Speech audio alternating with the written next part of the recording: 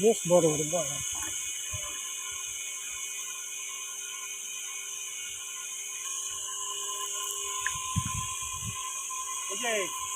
হ্যাঁ বেশ বড় আছে।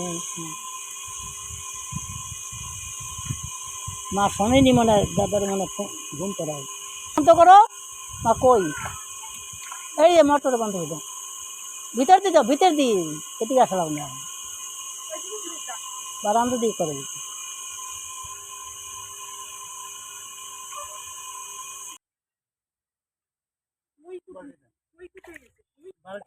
ওই হবে মাটি বাবার কত বড় ধামরা